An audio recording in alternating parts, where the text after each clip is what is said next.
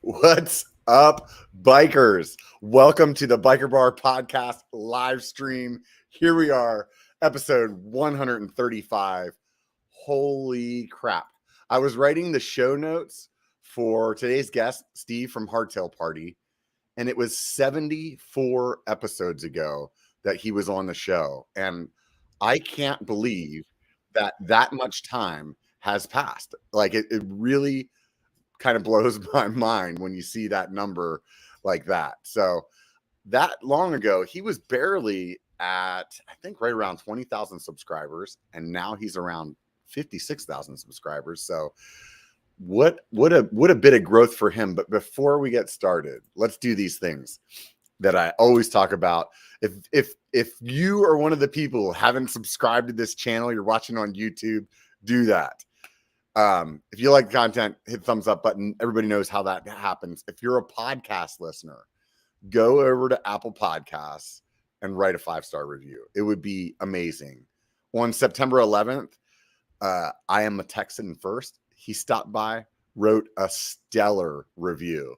I was like, man, I while I was reading it, I was like, I don't think he's talking about the right podcast. But no, I really appreciate the Texan First there going out of his way and writing those reviews, because that really helps the podcast algorithm know that, hey, this is a good thing, and show it to more people. And the more that happens, eventually someday I'll just have, sponsors just banging the door down, and I'll shut up about this, and I won't want I'll be like, you guys do what you want to do. But until then, help me out. Write a review, hit the thumbs up button, hit the subscribe button, all those things that you can do. It really, really, truly helps out. If you want to go above and beyond, you could be like one of the people on Patreon that really helped me out there. As cheap as $1 a month. Most people settle in on the $5 spot. At the end of the day, you get a couple of extra things, some sticker pack. I'll write you a handwritten letter. But really what it comes down to is you're helping support the channel and keeping me honest. Whenever I am doing like my 90-second reviews on the regular biker channel, it's really nice to not have to have gone out and bought those products instead of having a company give it to you, because then it really it makes it super easy to be as objective as I want. And that's the cold hard truth of it. The other end of it is this stuff is expensive. Just today, I came out here to the studio, grabbed my microphone, and the mount just snapped off. These things are like $20. So I need 20 of you guys to sign up for the $1, and then I'm straight on the microphone. Anyways, no, I really appreciate everybody over there on Patreon. You guys are the sponsors that I want the most. Someday there's going to be a bunch of commercials in the beginning of this podcast, or I'm going to quit. So you figure out which way you want to. If you want to help sponsor me until then, let's get to let's do that together. Really appreciate all you guys. Truly, truly do. It means a lot. I'm going to stop whining about this stuff and tell you one last thing. Swing by my Instagram or my Facebook page. Give it a follow. Anyways, we're going to bring Steve on. Well, let's see if I can actually do this and talk at the same time. Here we go. What's up, dude? What's up? Good to see you, Robert. Good to be here. Yeah, man. Can you believe that? 75 episodes ago? No, it feels like yesterday. Yeah, because I purposely don't reach out to, all the other YouTubers that I know all the time, because I'm like, I don't want these guys to feel like it's their job to run my podcast too. You know what I mean? And I was like, man, I haven't talked to Steve in a while. I'm going to shoot him a message. And then when I looked at that, I was like, holy cow. It's really been a long time. Yeah, it sure has. I was thinking about it earlier while I was did a little road ride before this, and that's extremely boring. So you got plenty of time to think. And I was like, man, I have been doing YouTube now. I started in 2017, so it's like 5 years. It's like 5 years at a job. I would have got a pin by now. And I'm pretty sure it was like within that first year or so is whenever I first met you and Dusty up in Downeyville. That was a day I'll never forget. Yeah, that was a good one. That was definitely a good one. Lifelong bucket list, and a pleasure to share it with you. That was fun. Yeah. That was super good time. Those of you guys that are out there listening, let us know how the audio sounds in the comments, because we had a little bit of we had some issues before we got started, so it'd be good to know that everything sounds good. Yeah, so while I was thinking about that, you guys were on the road back then. You didn't have your own channel, and you guys had living like the vagabond life, like just kind of bouncing around the country. And for a while now, you've been planted in Sedona. Yep. Are you missing the road life? Yes and no. More no than yes, but Yeah. I still want to go on a few road trips. Like I'd love to get back to Bentonville and ride ride Michigan and Maine and places I've never been before. And it's a little bit harder when you're planted, but I like the stability. It was fun to travel while we did. And now we got a kid, and she's the love of my life and the focus of my life. And I love being a father, and it's a lot easier being at home in a home base. And I mean, Sedona's my home base. It's a dream come true. There's nowhere I'd rather live. I'm in my dream city doing my dream job. I just feel extremely fortunate. So back whenever we rode Downeyville, you did some kind of like online kind of job, didn't you? Yeah, I built online. I'm an instructional designer. I built online courses and learning experiences and helped coach teachers how to be better teachers professionally. And it was before COVID and before everybody understood how to run a virtual team. And I was the only virtual one, and all my teammates were all in person. So I got left out of a lot of communications. I just felt pretty isolated. It wasn't great, but it paid the bills and made it happen. But I couldn't hold down any of those jobs for more than 2 years. It was just hard to keep in touch with my people. And it put a lot of stress on work. So at what point were you like, that's it, man, we're like ripping the Band-Aid off. I'm just gonna call this YouTube thing like, because you didn't have a channel when I met you.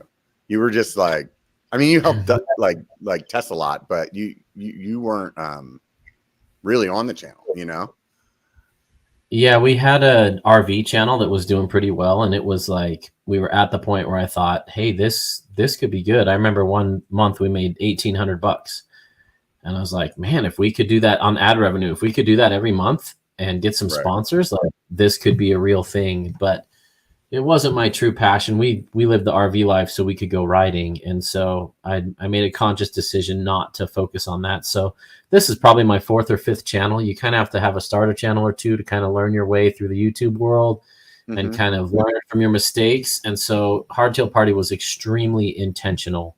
And from day one, I set out to make it a business with a very focused message, and it's done really well, and people are responding well to it. Yeah, I keep forgetting that you had the other channels before, so I apologize for that. Because no, it's okay. Yeah.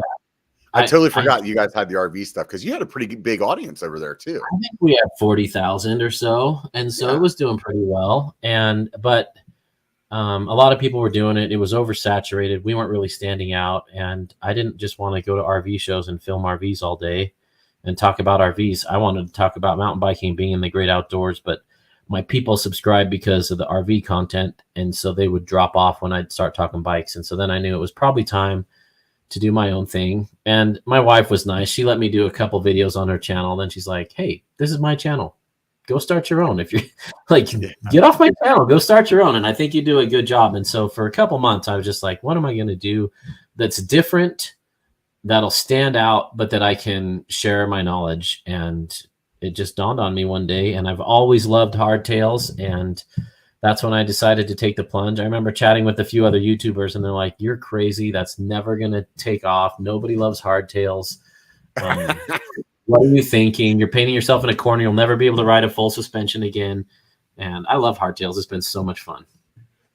Yeah, I am. I don't know if I told you that it wouldn't work out, but I remember thinking or saying something to you along the lines of like this is a segment of an already small community, Yeah. Are you sure you want to do that? And Conversation. like I Yeah. was like, why don't you just have the channel be whatever the channel is going to be? And if you just talk about hardtails most of the time, then it doesn't really matter, like. Yeah. It's done well. I got lucky, and I do ride full suspensions, and but I try to keep them off the channel because there's a million full suspension channels out there with great info. But I do talk full suspensions with my patrons, and so yeah, that's how I handle that. I have a couple full suspensions. I ride them a lot, but hardtails are my true love. Yeah. It's just I'll tell you this. I'm surprised by how many different bikes you have on the channel, like all the time. Like it's. I feel like, I mean, I don't really like watch all your content, but I feel like every week it looks like you have a different bike on there. I try. I've got 20 frames in for review right now that I haven't even touched yet, and so I've got 6 months of work just sitting in my shop waiting for me. It's a good problem to have. I wouldn't even thought there was that many hardtails out there that were like legitimate companies enough that you would want to review. You know what I mean? Yeah, there's hundreds. If I could clone myself, I still wouldn't. Even if I put out twice a week, I still wouldn't be able to catch up with everything that's out there. There's so many great hardtails these days. How do you balance that? Because when I have a big backlog, it actually like demotivates me, like unmotivates me, whatever that word is. I'm not a master of the English language, but like if I like it best whenever I actually get out from underneath a backlog at all, and I can like record and then edit, and to have a bunch of products that I feel like I'm under the thumb for, it doesn't do well for my motivation. It's stressful for sure. Yeah. And it's balance. Yeah. It stresses me out having those 20 frames because some of them I'm not going to get to review for 4 months. And the owner's going to hit me up every month and be like, hey, when's my review coming? And I'll just have to say, remember when we connected and I told you I have a 6-month backlog? Like that's where we're at right now. And I'm the only reviewer that I know of that's putting parts on a frame. Nobody's reviewing just a frame. They're reviewing complete bikes. Mm-hmm. And that takes 20 plus hours a week of building and tearing down bikes every single time I do a review. And I'm using my own parts. So I got to have a whole bunch of different cranks, a whole bunch of different wheel sets, a whole bunch of different forks. If I'm reviewing a 120 mil hardtail one week and then a 150 mil hardtail the next week, I've got to have enough, forks to do that. It's not cheap. It takes a heck of a lot of time. And most of these companies are getting a great deal. They don't pay me $1. They send me a frame. I build it up. I get 10,000 to 40,000 views on their frame, and then I review it. And sometimes they ask for it back, and sometimes they say you can keep it. That's the cheapest marketing a company could ever do. Yeah. And I need to find a way to make it more profitable because it's a ton of stress. And I would love to just review all the bikes. I wish I had a little, YouTube's really tough to make it profitable, and I can't afford to hire anyone. And I'm not exactly killing it financially, but I'm surviving and I'm very fortunate. But I'd love to have a high school kid I could pay $20 an hour to edit my stuff, but that's just not in the realm of possibility right now. How many of us have thought about that? I mean, I'm 100%. I can't tell you how many times I've thought to myself, man, I wish I could find some kid that was in high school. I could pay him like minimum wage, edit my stuff, and my life would be easier, and I'd probably be able to like really make the channel pop. You know what I mean? To find that person that's motivated, that understands, and it's like a diamond in the rough. I feel like you have to be a highly profitable channel before you can actually hire somebody, and it seems like you probably need it more when you're not so highly profitable. Totally. It's nice. I'm not reaching out to companies anymore, and they're reaching out to me. So I'm not having to hustle. So in some ways it's stressful having 20 frames on the wall I need to build up. But in other ways, I'm good for the next 6 months. There was a time when I couldn't get frames and I was worried, like I've got a notebook of 200 other video ideas I'd like to do one day. So if the frames ever do stop coming or they slow down, I got plenty of other content, but my reviews get the most. They get the most views, and every single video I make, I try to have an educational element to it. And so even if you're not interested in the review, in the bike I'm reviewing, I promise there's something in there that will help you kind of challenge your assumptions about mountain biking and kind of rethink what you thought to be true, and maybe agree or maybe disagree.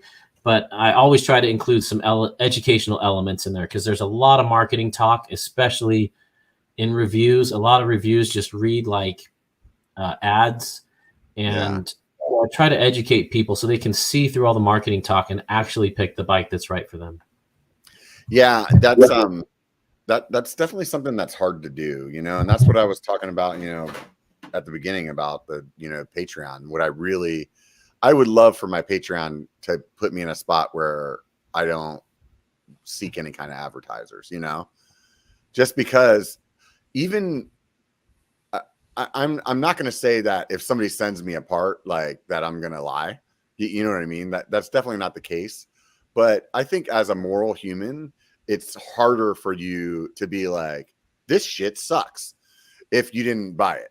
You know what I mean? And you definitely get yourself in a spot where it's like, I want to say this eloquently because I don't want to, like, make a bad name for myself, and then companies don't want to work with me.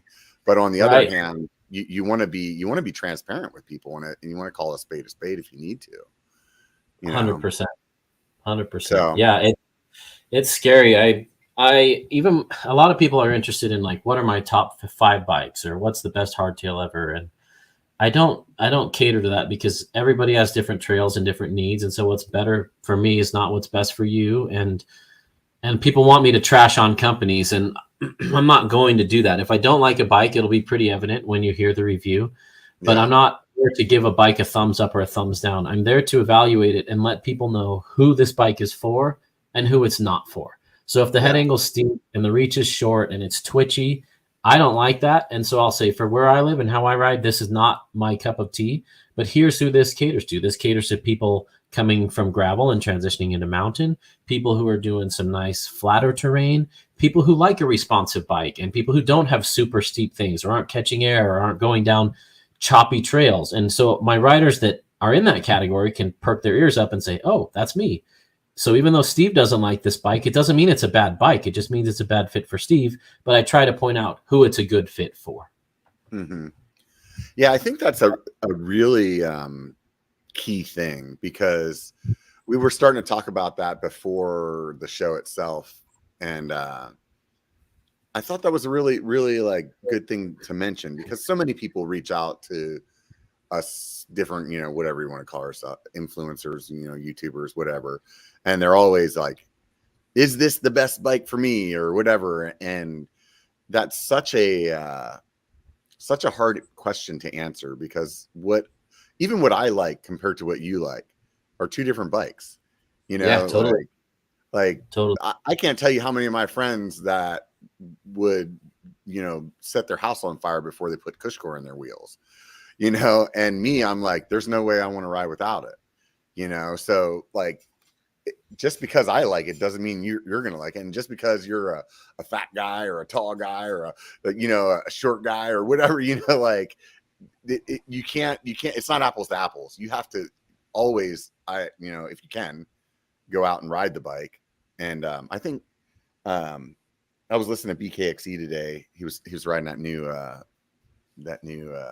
e-bike, and he was telling people, like, get on Instagram, find somebody that lives by you that has this bike, and try to ride it. So I mean, yeah, all the demos and stuff aren't out there, but for the most part, like, riders are pretty cool. And you meet somebody out on the trail, they're not going to show up and just be like, here's my bike, see ya, but I mean, if you're out on the trail, you can switch around. And yeah, YouTube is not my main source of income. My Patreon is, and on my Patreon, I have a bike consultation service.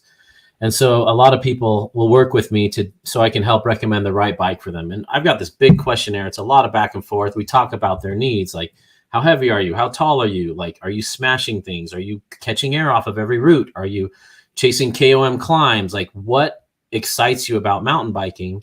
And fortunately, I've ridden more hardtails, more modern hardtails than anybody on the planet now, which is amazing. I can't believe that's me. It's been a fun ride, but I'm able to help people with that. But a lot of people think they want a hardtail, and I'll say, well, have you ridden a full suspension? You know, you told me you live in Colorado, and I know what trails you're riding. I think a full suspension would be better for you. And they're like, what? I thought you're Mr. Hardtail. How could you recommend a full suspension? And I just say, have you ever ridden one? No.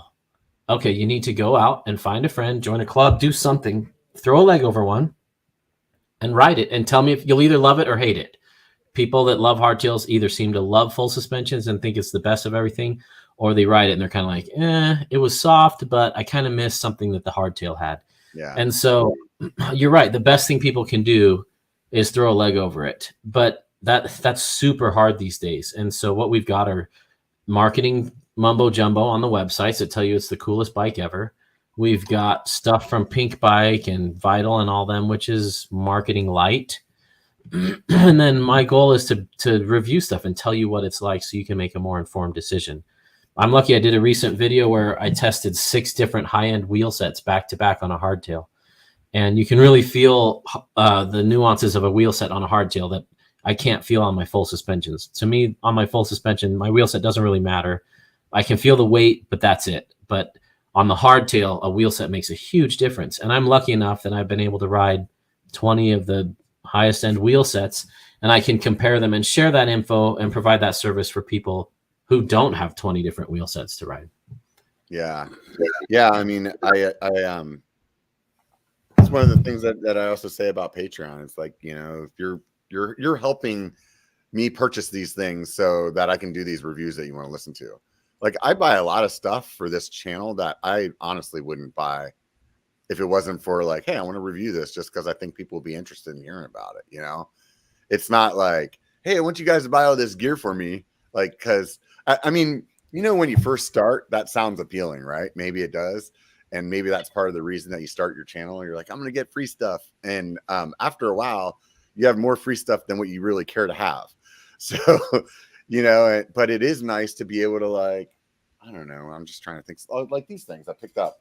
These, I saw these on, I think it was like Pink Bike's website or Instagram. And it's like, it's one of those like super thin tubes from Schwalbe, like the orange brand. I don't know what's the orange brand. I had them on the freaking podcast. I can't even think of their name right now. Oh god, I've got them in my pack. They're my go-to. That's because you asked me on the spot. I can't remember. Yeah. So, anyways, say again. They're Tubolitos. You got the Schwalbe version of the Tubolito. Yeah. And I'll be 100% honest. I'm so vain that I didn't want to put the Tubolitos on my bike because they're orange and don't match my matchy colors. You know how all my bikes look, right? All stickers and stuff. I know. So I saw the Schwalbe ones and they're white, and I was like, I think I could do white on there. So, but anyways, like the other end of it was like, hey, I want to buy this and try it out to like tell people what my experience is. And to be 100% honest, if it was just like Robert, the regular dude, I would still be putting a regular tube on there because it's cheap and I know it works. I don't really care about spending $35 on a tube, you know? Yeah, totally. But anyways, so I don't know where the hell I was going with that. I've gotten lucky. Like, I don't have to pay for stuff now. So people would say, hey, will I want to send you this made in China piece of garbage headlamp. Will you provide 2 videos and positive reviews? And I'll say no. You can send it to me, and if I like it, I'll review it. And if I don't like it, I'll tell you I don't like it. And by then you can choose to have me review it or not. So I have enough stuff in my queue lining up to review that I get to pick and choose what stuff I want to review. And that sounds like I'm bragging. I'm not. I don't. The only thing I buy are tires and drivetrain and forks. Everything else, I'm lucky that companies will send it in to me, and it's fun. It's growing, and people. It's weird. Companies don't know how to handle YouTubers. They know they throw everything at pro racers and people in the industry. They'll just bend over backwards for them. But a lot of companies don't take the YouTubers seriously, and I get it. There's a lot of jokers out there that are just kind of doing stuff for clicks and aren't journalists or tech editors. But I think my biggest compliment was when I reached out to my buddies at Pink Bike and I just said, hey, I did a review on this bike. Would you post it? And they said, no, we don't want to post competing tech editors content. And I was like, hey, Pink Bike thinks I'm a tech editor. That's awesome. Right. Yeah. That's awesome. Yeah. It's it is interesting the way that the industry works that way. And I think things are changing. Some companies get it more than others. But yeah, it's definitely it. I want to step back to what you were saying about, the weird random stuff that you get the emails about. And I think the way that Seth told me that he handles it is what I think is just the best response, where it's like, you can send it to me. If I really like it, I might make a video about it, but I'm not telling you anything other than that. And it's up to you if you want to send it, Yep, totally. And it's more of a burden. Yeah. Go ahead. It's more of a burden, like, to get that stuff, because now you've got homework, and it's like, okay, go script a video, go film it, go talk about the pros and cons for free, and post links to it for people. And so unless it's a product I'm thrilled about, it's just extra work that kind of dilutes my channel if it's not related to a hardtail. So that's kind of where I'm at about it. Yeah. You mean you don't want to review the kitchen knife set? They watched all your content and know that it would fit in well. Do you miss not having a hardtail? I was going to say this earlier when you were talking about people and ever riding a full suspension. And I think that the same thing would come up with me when I had my hardtail. People would ask me all the time, like, dude, I want to get one. And it'd be like, have you ridden one? And because it is a special breed of person that likes to ride a hardtail. And when I got mine, I really truly enjoyed it, because I felt like it was like it was something that I was missing. Like, it reminded me more of being a kid. And back in Pennsylvania, there was all kinds of like little dirt trails that get you from this part of town to that part of town. So it was like you were always riding mountain bikes even before mountain bikes was like, even on your BMX bike, And I think that hardtail really reminded me a lot of that. But on the other end, I have the mindset of, with that hardtail, I wanted to like try to do every super challenging technical trail on that hardtail at the same speed that I could do it on my full suspension. And what I found out is that my back doesn't agree with that. You have to ride them for sure. Yeah. And so I would just be smashing the shit out of that bike. And then at the end of the ride, my body would just be like, you're a jerk. I really don't want to have anything to do with you. And that's ultimately why I ended up getting rid of it and getting the tall boy. Cause I was like, I just want a little bit of suspension, enough to like kind of tame out that chatter. And with all of that being said, I don't really miss my hardtail. Like, at times I do, where I'm like, man, it would be fun just to, I really like that, that ability to kind of just throw that on the table at the end of the trail, like, yeah, we got the same time, but I'm on a hardtail, because I'm one of those guys just loves talking smack. So the hardtail, riding a hardtail gives that ability. And then it also gives you an excuse for anything, right? You're like, well, you beat me, I'm down. I'm on a hardtail, man. So yeah, well, that's why we called it Hardtail Party, not Hardtail KOM. I'm trying to help people put away the Strava and reconnect with the love of riding and feeling like that kid again. And that's, a lot of people be like, well, how many grams is this? And how many more watts will it take to do this and that? And I'm like, who cares? It's just bikes. None of us are going to be in the Olympics. None of us are World Cup athletes. Let's do what makes it the most fun for us. And for some people, it's beating their buddies. But for me, it's just connecting with nature, getting out there, having fun. And if I have to go 20% slower on my hardtail, I'm okay with that. But everybody's different. If that's not your thing, I don't think hardtails are going to be for you very well. I think the thing that I also liked about it a lot was that you could take your local trails that you've ridden a billion times, and on the hardtail now it refreshed them, because then maybe you wouldn't take the same lines, or you'd have to think about how you attack things a little differently. And I think that was the part that was really refreshing for me. I can't say that I won't buy another one. I like the thought has crossed my mind a few times, but overall, before you buy one, hit me up. Yeah. Overall, it's definitely I like having that short travel bike that I can, those are fun. Yeah. And then having that other, bigger full suspension bike in there where this will be a good time, and For sure. I think, yeah, you got to ride them different. That's for sure. Like you can't just turn off your brain and plow on a hardtail. You have to be reading the trail. You have to be anticipating things. You have to be unweighting that rear wheel all the time. And I love that. And a lot of people don't like that. That ruins a ride for a lot of people. But to me, it makes it interesting. And there's something to be said for riding a green trail and loving it because you're not on a 150, 160 enduro bike. And most of us green trails closer to us than black trails. And so I think, I'm not here to convince you to get a hardtail. I know where you live, and I think your bikes are perfect for where you live. And you've tried the hardtail thing, and that's great. But I think for most riders who aren't in Arizona, Colorado, Utah, Bellingham, I think a hardtail could be a great thing in the stable. You just have a lot of people have less elevation, less chunk, and that excitement and that zippiness is sure a lot of fun. So I agree. I wish more people could try hardtails. The biggest problem is most people, have never ridden a modern hardtail. And there's a huge difference between a modern hardtail and a hardtail from 5 years ago.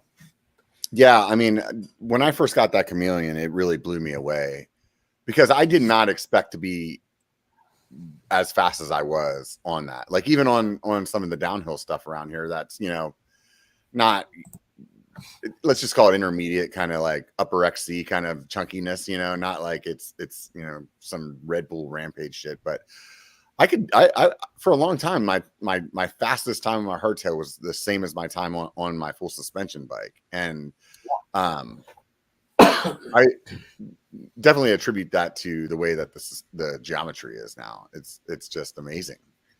Yeah. Hardtail geos come a long way. So, you say you like unweighting in that rear tire.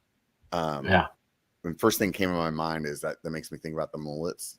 So how are them? I've seen some on the hardtails, and does it make as much of a difference on the hardtails as it does on the full suspension bikes, or do you think it's more of they're just doing it on there because like the marketing is like, oh yeah, buy this mullet? Good question. The new Chameleon does both. And you can order it either as a full 29er or as a mullet.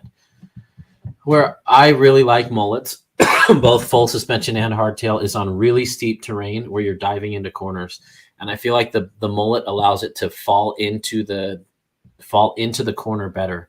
And the trail needs to be steep enough to make that come alive and to overcome the slower speed of the 27.5 in the back. So if you're riding greens, I don't want a mullet. If I'm riding blues, I probably don't want a mullet. Bentonville, I could go either way. Mullets are often a little more playful, especially for smaller riders who can kind of get their butt lower over the back when you're doing manuals and jumping and stuff like that. It's just less bike around you. I'm surprised how many people are still anti-29ers, at least in my viewers. Like there's a lot of people who rode a 29er 5 years ago, had a bad experience, and they're 27.5 for life. And I get that 27.5 is a ton of fun, but 29ers have come a long way. So my mullets, I think, come alive when it's so steep, you're not pedaling and you're mostly on the brakes. And in most cases, on those trails, it's chunky and bumpy, and a full suspension is the better choice. So if you're on a slalom track, mullet all the way, super fun. If you're on, a double black diamond out at Telluride, a mullet hardtail might be kind of fun. I don't love hardtails at bike parks, but it's just variety, and I think that's good. But any 29er can be made a mullet, and any 27.5 can be made a mullet. You just run a shorter fork and a 29er front wheel, and your bottom bracket height might be 10 mil off or something, but it's worth experimenting because some people really love it and some people can't tell a difference. Yeah. I used to be an anti-29er guy, and it was pretty much what you said, like those first ones, I just they didn't do much for me. And I was even, hesitant on the 27.5 from the 26, just because I liked how flicky it was. And like, I really enjoy super technical kind of stuff. And even though the rollover, those of you guys listen, I'm doing the air quotes, the rollover is better with the 29er. That smaller wheel would navigate through that kind of stuff a little better. So to me, the 27.5 was like, okay, I'll like compromise with this and go ahead and do that. And those original 29ers, they were just like freaking monster trucks that like, they kind of took their own line, you know, but now they've gotten so good with how those bikes are and dialing that geometry in. That's the thing where I'm like, this new Bronson, that's a mullet. I feel pretty like confident to buy the bike and sell my other bike without even riding it, just because I know how well the 29ers are handling now. And I'm thinking, okay, well, that could do this X, Y, and Z for me. And my tall boy's a 29er. I drop my rear end on that rear tire all the time, like all the time out here. And so just a little bit smaller tire to kind of maybe get over that would be great. I think the tall boy's a perfect 29er. But you brought up a great point. Like when I'm doing slow speed, climbing up 2 foot or bigger ledges, the 27.5, the mullet rear, I can hop it up higher. It's just, I got just that extra, 3/4 of an inch or so. But I notice I am clearing more stuff on the mullet for the slow speed trials tech stuff. Yeah. It's interesting, when people first started doing the mullet thing, I kind of felt like it was going to be like the plus tires, like it was just going to come and go, and I'm really curious to see some bikes like I'm a Santa Cruz guy, right? So like they used to have their 27.5 line and they had the 29 line, and now their 27.5 line is like mullets.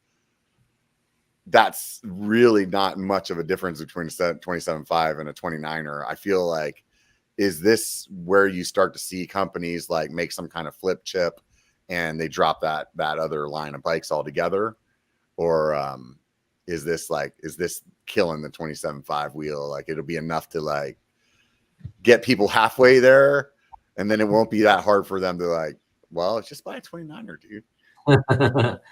I don't know if they're that devious. I think they're just trying to sell as many bikes as they can, as fast as they can. I'm a little bummed. Like my wife's got my wife is Dusty Betty. She's got a great YouTube channel for women cyclists. So if you got a lady who's trying to get hooked on mountain biking, send her to that channel. Shameless plug for my wife there. Yeah, but she just got the new Juliana 5010, the Furtado. It's a rad bike. I've ridden it, but it loses a little bit of what made the 5010 so great before. And it's people want to feel like a hero on a bike. They want to not have to pick a line.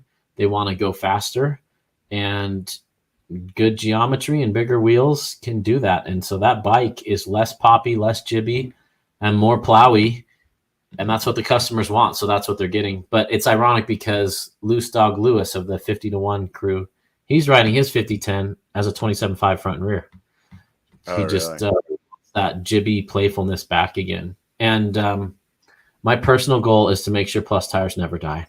Yeah. At least for hardtails, they make so much sense on a hardtail. Oh yeah, 100%.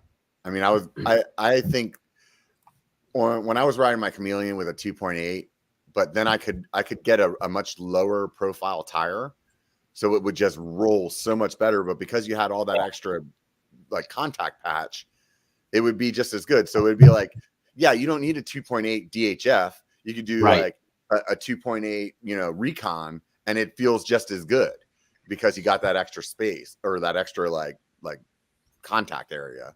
You're spot on. And I think that is probably the most overlooked area for people to upgrade their bikes. Most people try DHRs, DHFs, or Asseguys, and they don't venture from that. They never try anything else. And they're missing out because learning different tires and how they respond to your terrain completely changes how a bike rides. Yeah. I think that there's some things about tire, like you don't always want all the grip. Like one of the reasons that I run the Aggressor on the back is I feel like it breaks loose a little bit sooner, like a little bit before a DHR would. And I like where it breaks. And I also like when it breaks, it still feels like it has like a very controlled slide to it that I can really understand. And I like the way that handles better and then rolls better altogether compared to a DHR that would just grip until it's not gripping anymore, and then it's like totally. But yeah, I mean, I think tires is a thing like suspension, where people over tire like they over suspension, and there will be a lot of people you'll see riding around with a DHF and a DHR on it, and it's like, dude, you're making your climbs suck because that thing's just stuck to the ground all the time, and it's just maybe like the terrain that you have there doesn't actually call for that kind of tire. Like you could get away with, like if you're in Sedona, for example, like I don't think a DHF is probably the best front tire, huh?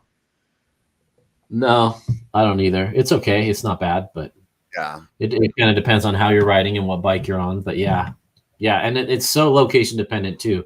A lot of my patrons will hit me up and say, "Hey, I need new tires. What's your favorite tire?" And I'll say, "Well, my favorite California tire is different than my favorite Arizona tire because the terrain is so different, and kitty litter handles different than rutted out dusty trails, So it really depends. And I encourage people to try different things and not just over tire. I think it's another case of, I'm on a 160, 170 bike. I can smash through everything. I feel like a hero. I just leveled up with no extra skill.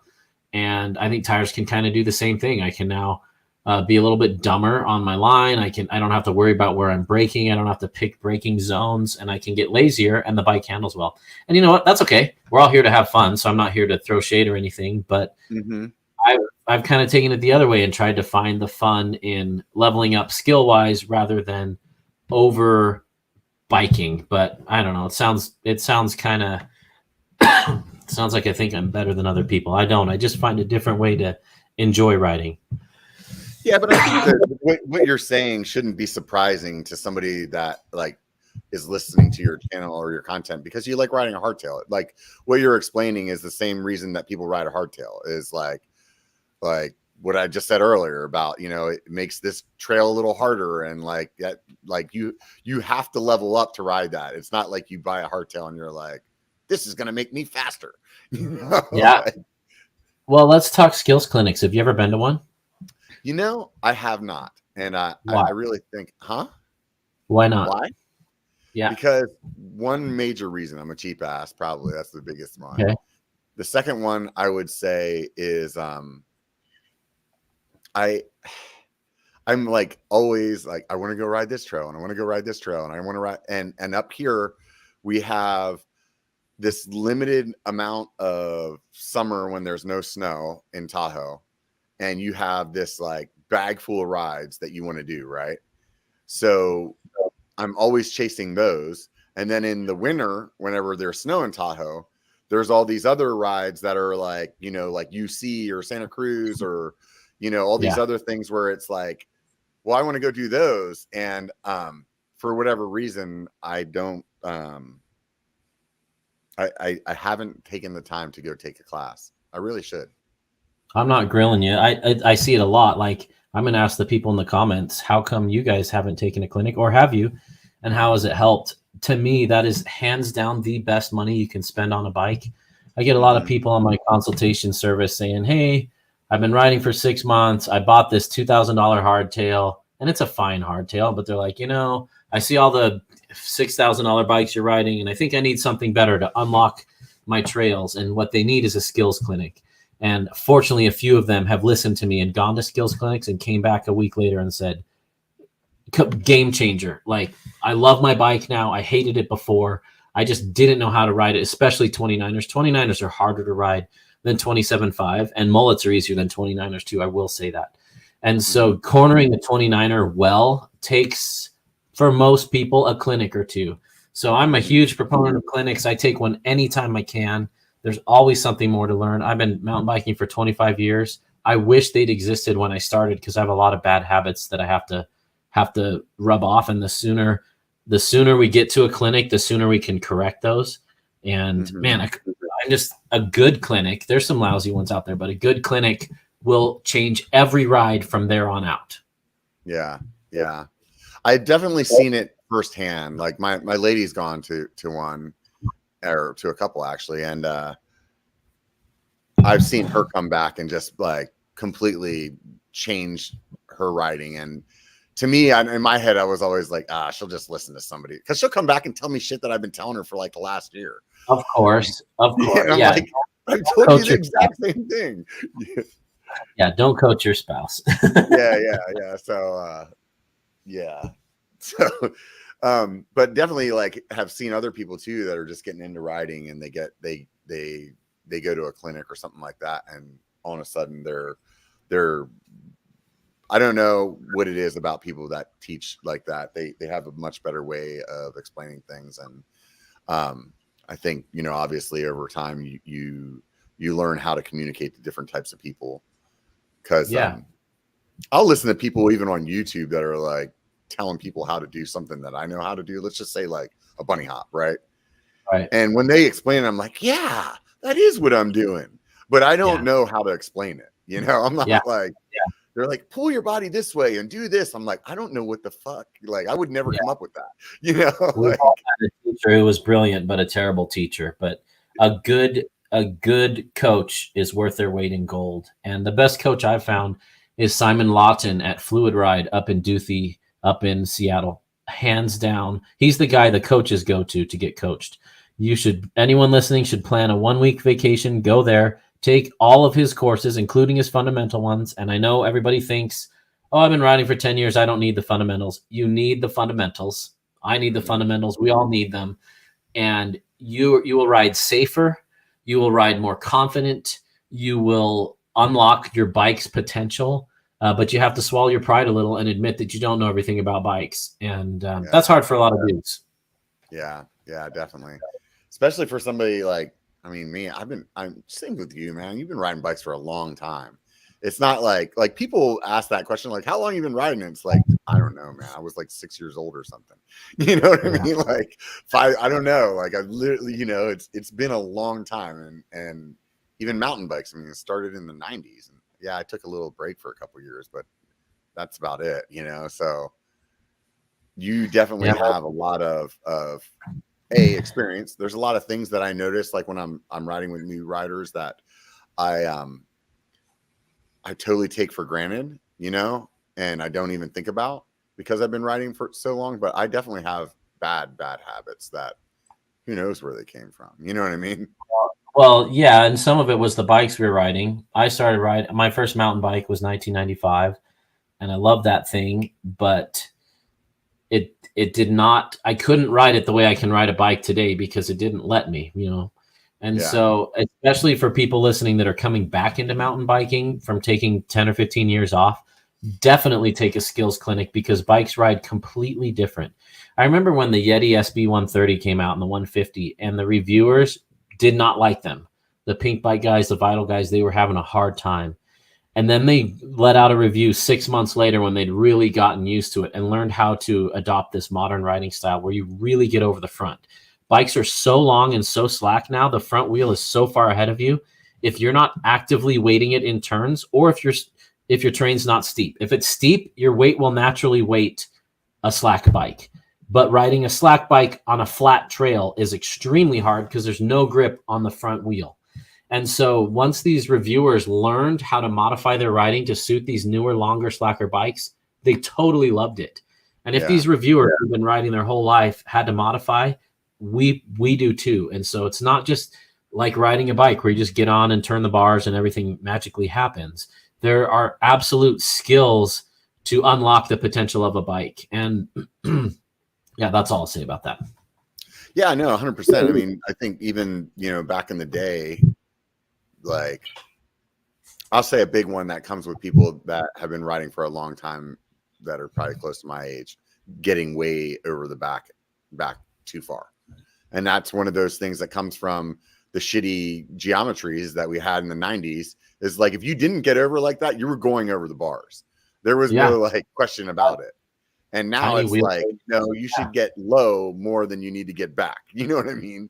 And in fact, that's really hard for people. Yeah. Do you snowboard? I'm sorry? Do you snowboard? No, but I ski. Okay, same thing with skiing. When you're a good skier and you're turning, you're pressuring the front of your boot and the nose of your skis to initiate turns, not the heels. If you Right. lean back when skiing, all the weight's on the back and you can't initiate the turns. So a Right. good skier will actually lean forward down the hill Yeah. and weight the front of their skis, which is scary. That's your body saying, don't do this. Same exact thing with bikes. Yeah. Yeah. Great point. Yeah. Yeah. It's interesting. There's a lot that I actually really enjoy taking people out that are newer because it makes me think about things that I haven't thought about for a long time. And it also like kind of one of those things where you like pat yourself on the back. You're like, wow, I really do know a lot more than like than would I like maybe give myself credit for or whatever. You're Totally. like, there's a lot of things that like as a new rider to sit there and see somebody like over, like it's too many things to think about to like Yes. hit the brakes, hit the dropper, like get in the right place, put your feet in the right spot, like elbows or whatever. Like they're like, 100%. yeah, there's like 9,000 things that you're trying to tell somebody to do on their first ride, and they're like, I am just trying to stay balanced, Yeah. and Totally. it's interesting how much of that stuff that you like something like when you're coming through a techie section and seeing this rock that's 7 feet in front of you and knowing that you have to like quarter ratchet your crank so that you don't hit it.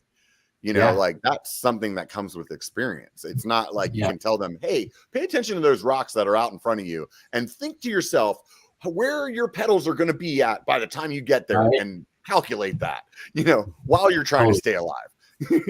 Right. I mean, even starting or getting on and off the bike is so hard for a new rider. There's just so much going on. Yeah, yeah. And the way that bikes are going now, it's not getting any easier. I mean, adding the dropper to the mix wasn't Right.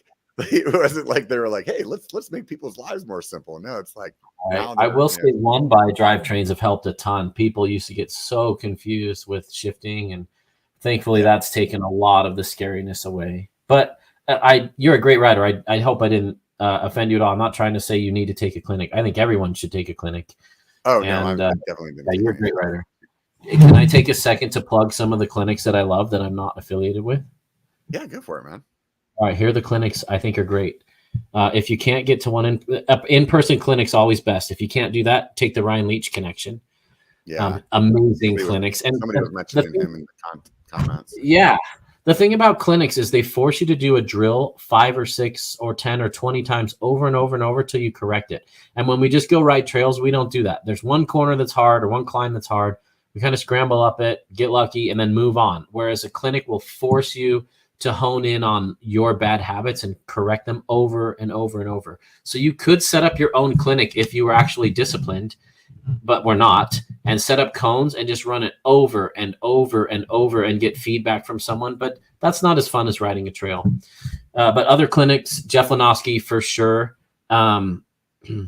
Rob and Rich Drew do the ride series. Excellent clinics. Ninja clinics are excellent. I think Who am Ian I forgetting? Massey's a real good one too. I'm not familiar with that, but I don't doubt it. Yeah, he's in the Bay Area up this way as well. Awesome. So, yeah, if you ever find a great teacher, spread the word. There's some okay ones, but a great coach is awesome. I think you mentioned something a second ago that I want to touch on though as well is too many people don't have a day when they go out and session shit. So like if you don't, even if you like, I feel like those days are worth their weight in gold, because so many people will go through like, hey, there's this chunky section on the trail that sometimes I make it through and sometimes I don't. And basically they're just like, well, didn't make it today, I guess I'll try it again next time. And to like go out with the sole purpose of like, today we're going to go to that spot, and then we're going to go to that spot, and we're going to go to that spot, and we're going to walk it, and we're going to do that spot like 15 times in a row. And then all of a sudden you're like, wow, here's this line I never saw, or how did I not realize that if I hop over this first rock, then I can like do X, this other thing. And I can tell you those times when I've been out and not caring about how long my ride takes, or and just going out and with the pure purpose of sessioning things, it has upped my game like 1,000%. Totally. And that's that self-coaching, 100%. Yeah. Why do you think more people don't do that? Why do I think they don't do it? I think it's just because people are always stuck, like nobody wants, like you don't want to be the guy that's like holding people up because you're like, I want to try this rock roll like 16 times, like I think that inadvertently people feel like nobody else wants to wait for them, and realistically, like if you head out for, and some groups of riders are that way. Yeah, they'll leave you. Yeah. Or they just are like, that's not their thing. They're like, I want to go out and like hammer show and that's that. Right. But find yourself some friends that are down to go out and session. And I think that comes from like maybe my BMX days as a younger guy, we'd like go hit this jump 20 fucking times, you know? And A, because that's all we had to do, and B, like that's how you got better at it, And yeah, I can tell you, like, before I go to Sedona, there's a place that I ride up here that has a bunch of rock. Well, you rode Granite Bay, bunch of rock rolls over there. And I'll tend to go there before Sedona and just like reacquaint myself with some steep rock rolls. Yeah. Where it's like that way when I get to Sedona, I'm like, yeah, this is just the same as the one that I did wherever, and that stuff really helps. Totally. Gives you those like mental like kind of place cards, where you can size something up to something else that you've done. It's hard though. If you're a brand new rider, like you can't session Granite Bay. I mean, you could find a couple, but I think you're right. I think having friends that are open to do that. My main riding buddy's name is Cody, and he's a XC single speed champion. So he can just hammer, and he's a 24-hour champion. He's insane. Yeah. And so he can hammer, but when we ride, we session more than we ride. And so we probably one day we went 1.5 miles in 2 hours because we were just sessioning everywhere. That's awesome though. Those days are super fun. Yeah. I feel like you learn a lot in that stuff. You learn like some different braking, you learn like, just so many skills that are really needed. Like how many people can't like track stand? Yeah. You could session that in your driveway, It takes work and dedication and practice. And most of us ride to unwind, not to stress out. And so maybe that's why people don't do that as much. But yeah, I just love, I think my riding's kind of plateaued. I don't know that I'm ever going to get any better, but I still like to kind of try to improve on small little things like that. That makes it fun for me. I think you have to consciously try to get better. For a long time, I years ago, I separated my shoulder, and when I separated it, I couldn't ride for like 6 months. And after that injury, I did not want to have another stint of 6 months that I couldn't ride. So I really didn't care about pushing it, and I was not trying to get better at all. You know what I mean? It was like, yeah, no, I'm fine with this pace. Right. I'm fine with where I'm at because this keeps me pedaling. And it didn't bother me. People would be like, oh, you're a this, you're a that. You don't want to go down this. And they'd be like, I don't really care, dude. Like, do your thing. Like, I got enough self-confidence. I'm fine. Yeah. But somewhere along the line, I don't know what, somebody woke the dragon back up like 2 years ago or something like that. And I feel like I have changed my skill set so much in the last 2 years that it really surprises me like how much I've changed it, Awesome. Good for you. And the only thing that I can say about it is that in some senses, getting to be a better rider makes it, how do I say this without trying to like sound pompous or whatever, like a lot of trails that used to be fun to me aren't fun anymore, you know, like there's trails. Yeah, exactly. So I think that the hardtail and like another one that's just like that is like night riding. I think it's that same kind of thing. Totally. Anything that can help you reconnect with your love of riding. I think all the apps and the tracking and the I'm not a big fan of Strava, but I know 90% of riders use it, so that's fine. But I definitely have friends that are no longer fun to ride with because of Strava, and we don't ride anymore. But I think it's easy to judge ourselves on that stuff and forget about what makes us smile. And night rides make me smile so much. Yeah. I think night rides always give me that sense of when you go somewhere new for the very first time and you ride a trail, like you kind of don't know where you're at, and you don't really give a shit about like how long it takes you, because you're like checking your like trail forks to make sure you didn't make the wrong turn. And like if you see something interesting, you're like, yeah, let's session this a couple times. And like, so it's like kind of like an adventure, and you don't get that the second time you ride that trail or the third time. Like but when you go night riding, I feel like for some reason it can make it can have that kind of same feeling like every time. Just because, like, even though you know this corner like in and out, for whatever reason, when it's dark, it's just like totally different.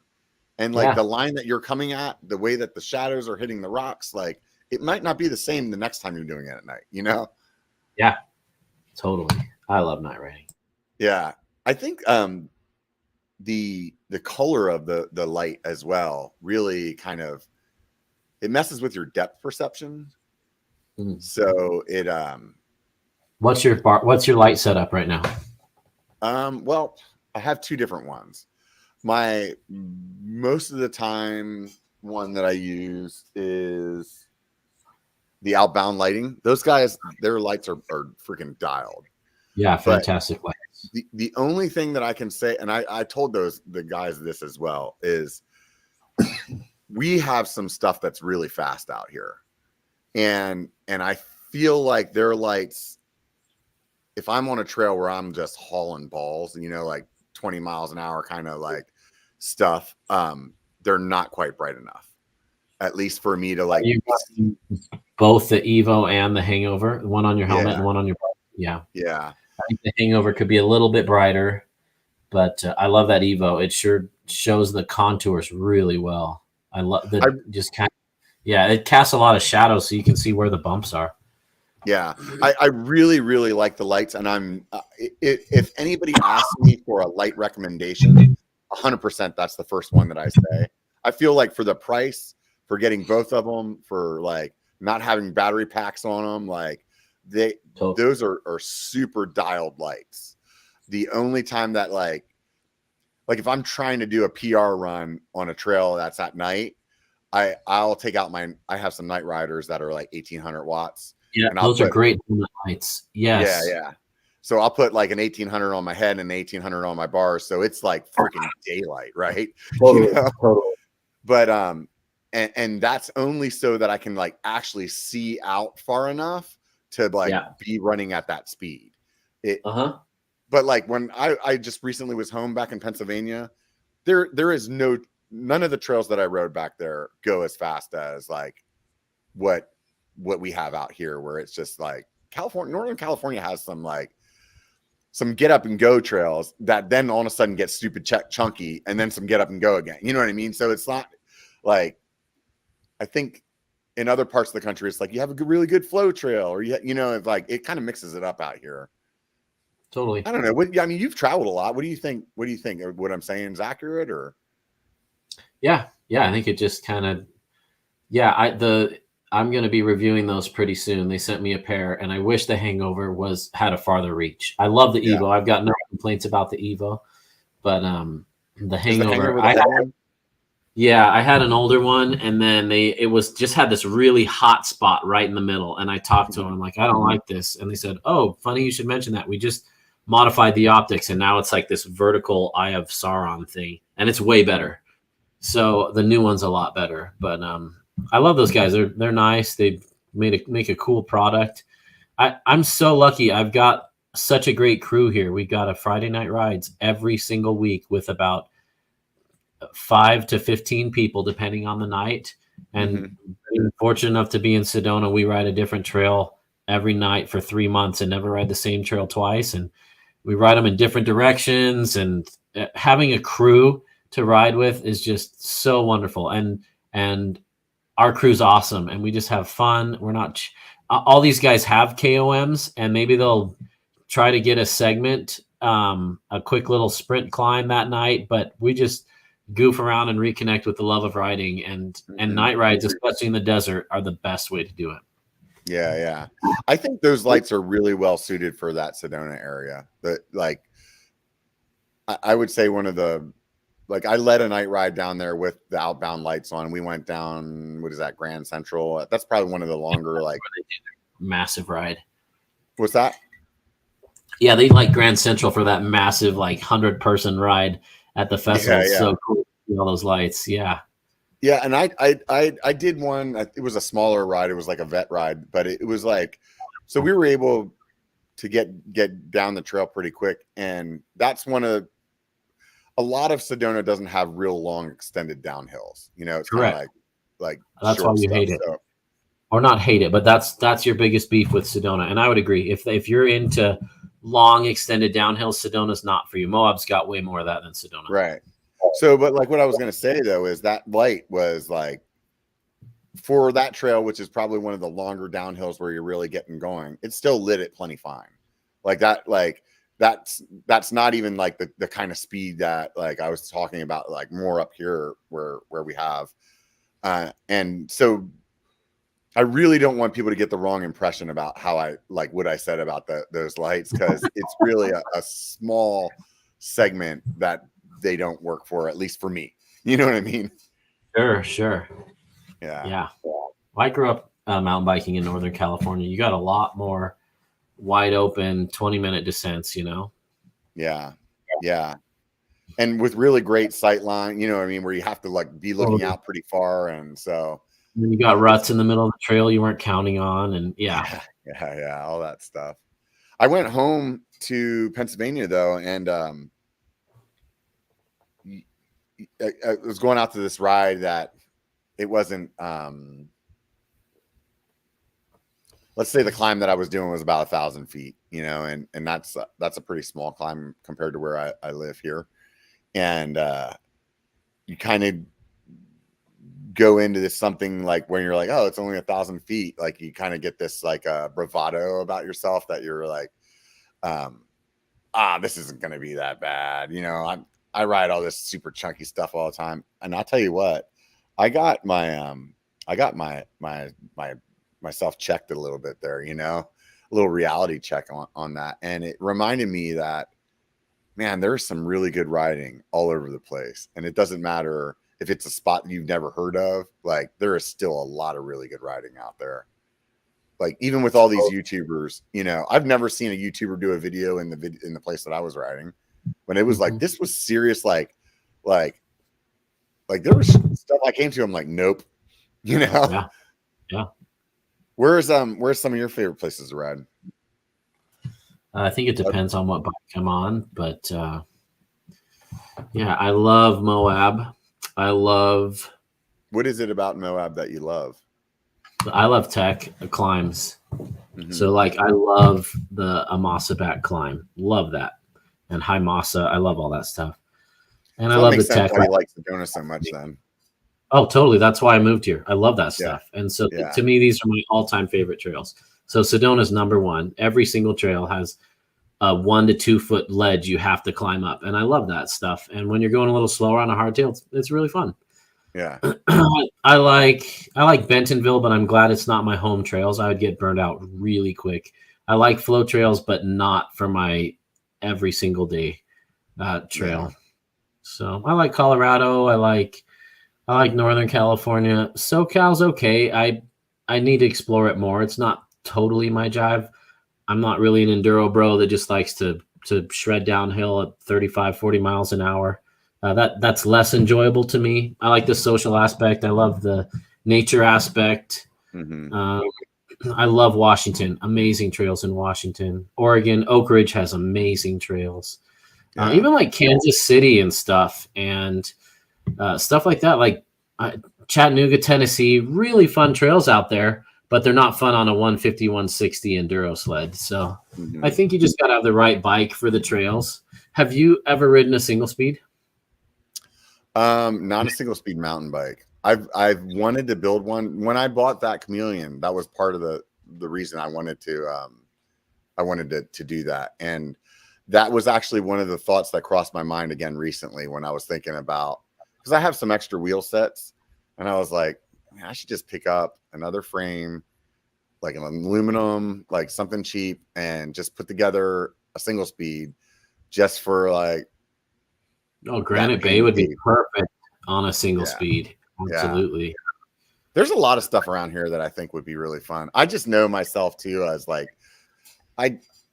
when I have the ability to do something stupid, I'll take full advantage of it, And so it'll be like, next thing you know, I'm like freaking riding some stupid stuff on a single speed. I'll turn into one of those guys like real quick. It's fun. It's stupid too, though, but it's fun. Yeah. I just really like those things where it's a challenge. I like when you were talking about, favorite places to ride. My favorite trails or like memories of mountain biking is whenever you make it through something and you look at it and you're like, you shouldn't be able to ride that. Those are like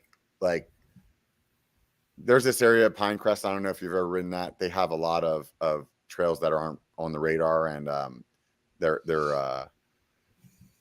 there's some sections that we rode through there, and you turn around and you look back up the hill and you're like, how did we get where we're at right now? Like, this doesn't even make sense. And that just tickles the shit out of me, That's cool. Yeah. But yeah, single speed would be fun. What do you think the best bike for me would be? The best hardtail. Well, best bike for everyone is the hardtail I designed this year, and I'm going to do a shameless plug for that. It's the Binary Maniac. I don't think it's the best bike for you. You'll find it flexy. I like a supple, kind of movable rear end, so it doesn't jack my spine up after a long ride. But I think something with like, it depends on if you're going to try and ride it like your tall boy or if you're going to try and ride it like a hardtail. So if you want to ride it like a tall boy, get something slack and like 65, 64. You need to connect with, they're not cheap. Nick Newhouse from Newhouse Metalworks. He's making incredible bikes right now. Yeah. So if you don't get my titanium Binary Maniac that I designed, which is epic, check out Newhouse Metalworks. Yeah, it's pretty cool. It's all my Geo, and I got everything I wanted on it. It fits 29 by 2.8 and some 3.0s, sliding dropouts, bottle bosses everywhere. It's got integrated rack mounts so I can go bike packing on it. It's just the hardtail. It just does a lot of little things that bike companies aren't willing to do that make a big difference. Like, it has a totally straight seat tube. So for the first time in my life, I can run a 200 mil dropper. I've never found another bike I can do that on. So little things that thankfully Binary was willing to work with me and think outside the box. And we pushed the envelope on just about every single aspect of this bike. And it turned out beautiful. I love that thing. I actually watched that video whenever you were talking about it. And I remember you being like, I can't believe that I'm here, like that I helped make this bike, like you're pretty blown away by it. That was fun to see. I can't believe a bike exists because a little old me, just some guy who likes hardtails, and now it's a model that people want. And I'll put one more plug.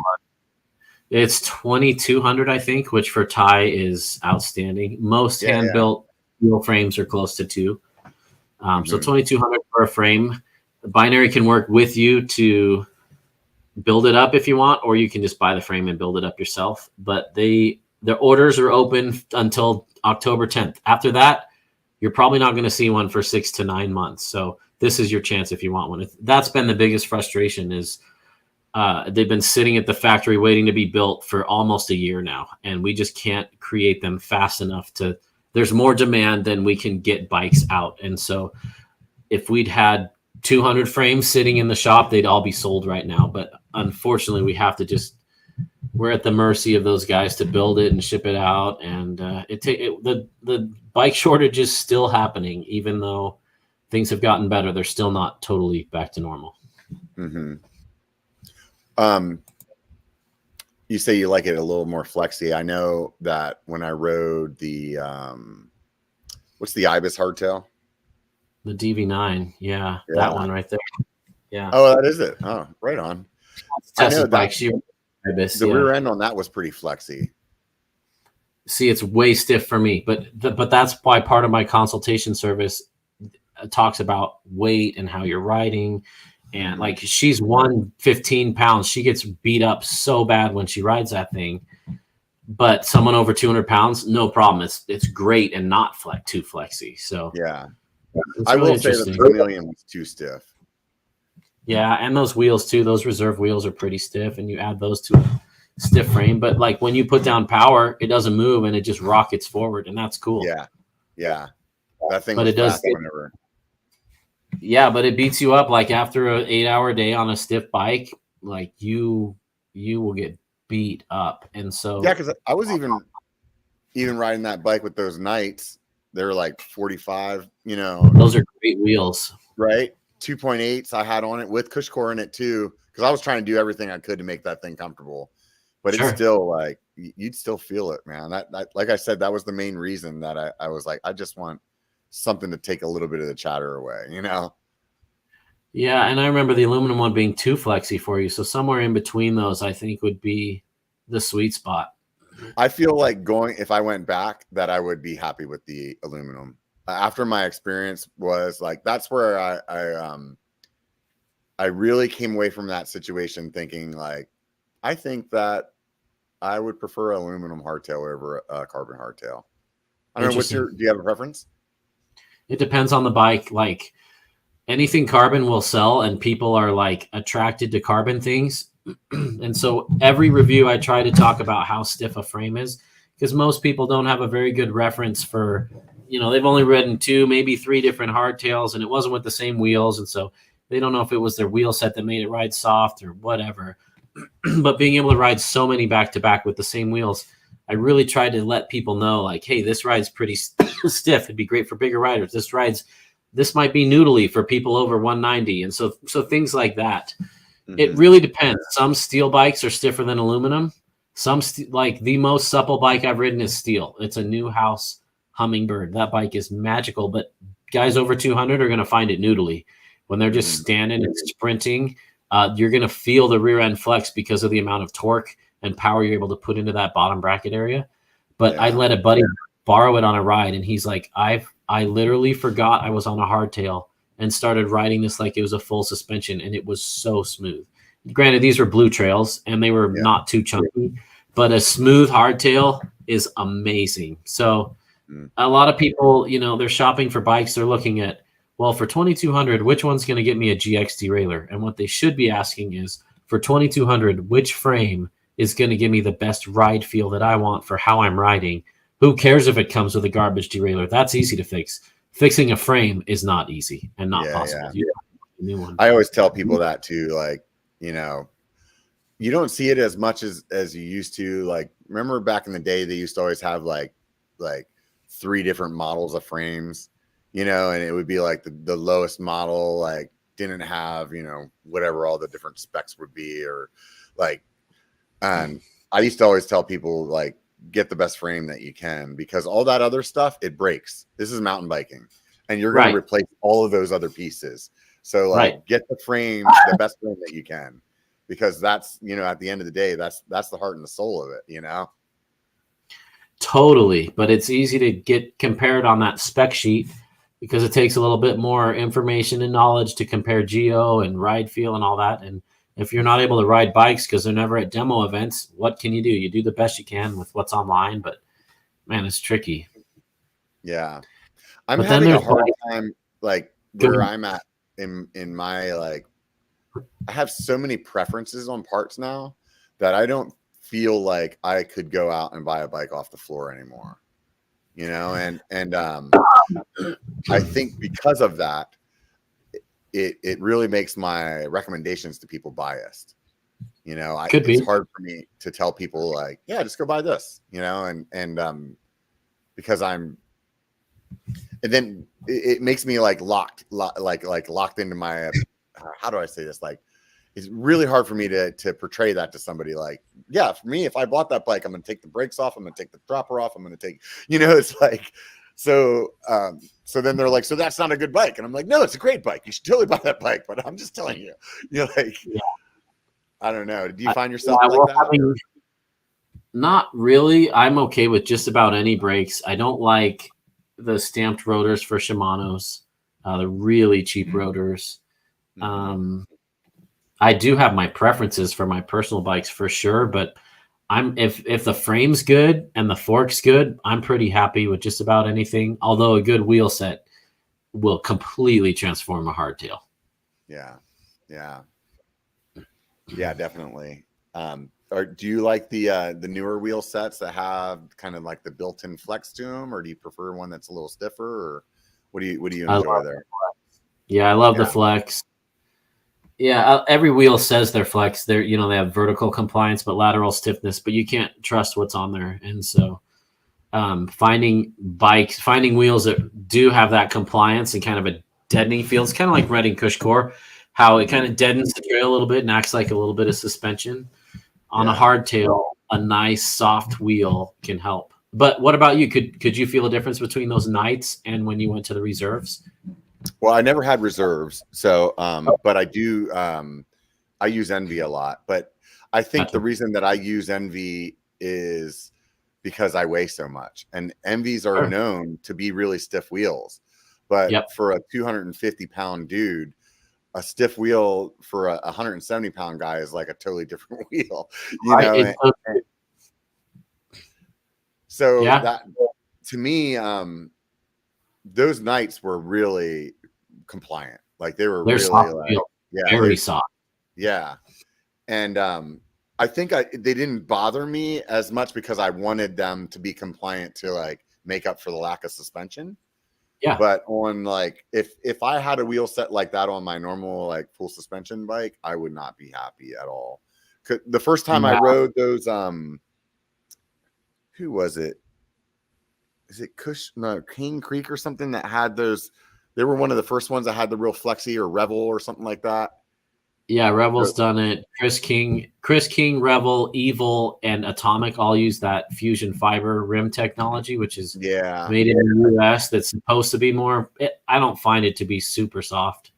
Yeah, it was one of those brands. They had like their rear wheel was a little bit more stiff, and their front wheel was supposed to be Brothers Synthesis. Yeah, who was it?